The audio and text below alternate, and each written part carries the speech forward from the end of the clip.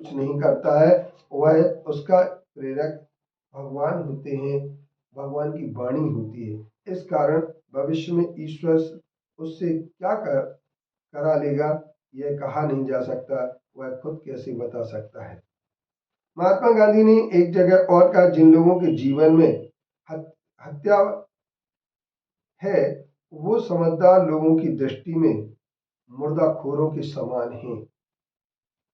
एक जगह उन्होंने ये भी कहा कि जिनके सब धर्म का निचोड़ और उसका दूसरा नाम अहिंसा है।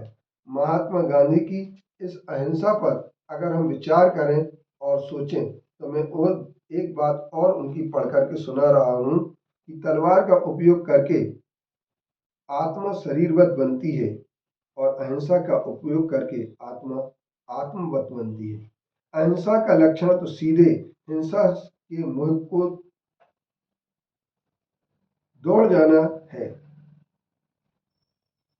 इसके उपरांत उन्होंने कहा, अहिंसा का अर्थ ईश्वर पर विश्वास करना है। अहिंसा के सामने हिंसा निकम्मी होती है।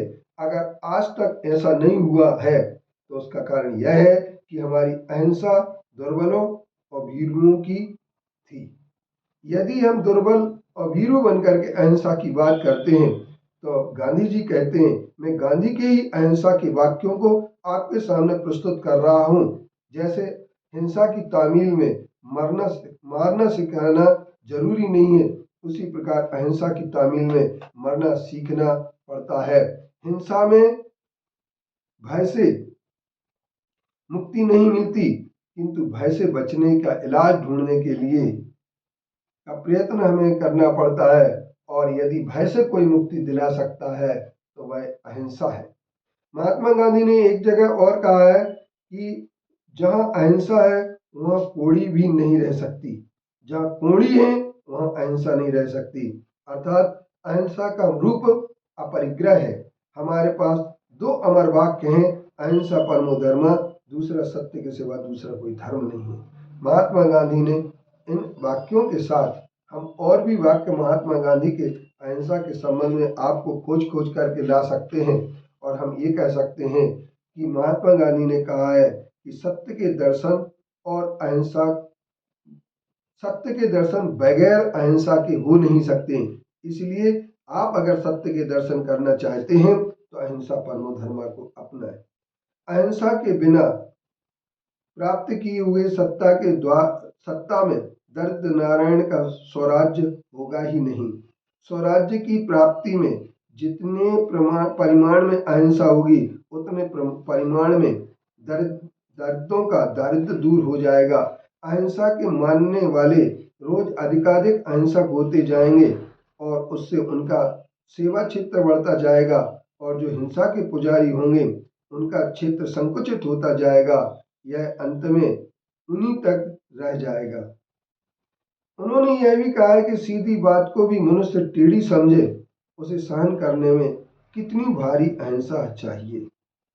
अहिंसा के संबंध में उन्होंने यह कहा, मेरी अहिंसा सारे जगत के प्रति प्रेम मांगती है। और उन्होंने एक अहिंसा के संदर्भ में यह भी कहा है कि अहिंसा परम श्रेष्ठ मानव धर्म है, पशु बल से यह अनंत गुना महान और उच्च है।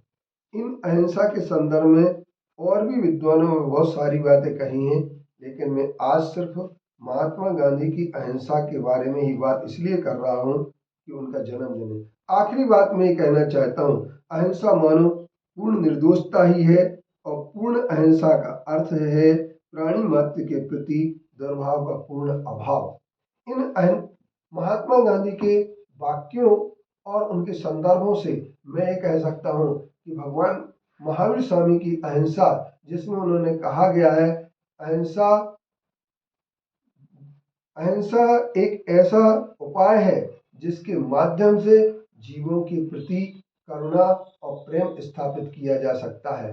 सारे विश्व में शांति अगर लाई जा सकती है तो अहिंसा के माध्यम से लाई जा सकती है। और जो अहिंसा को नहीं अपनाना चाहते हैं और विश्व शांति की कामना करते हैं, वे सिर्फ लोगों को धोखा दे रहे हैं, वे राजनीति करके भी धोखे की बात करते हैं। अपन अब इस बात के लिए यूं कह सकते हैं, यहाँ पर भी हमारा विषय बन सकता है कि अगर अहिंसा भूतानाम जगति विदितम ब्रह्म परमम, आचार्यों ने कहा है कि अहिंसा भूतानाम जगति विदितम ब्रह्म परमम, अगर जगत का सबसे परम ब्रह्म कोई है प्राणियों में तो वह अहिंसा है, और जिस अहिंसा को हम अपनाएंगे तो निश्चित तौर पर एक बहुत अच्छे बन जाएंगे।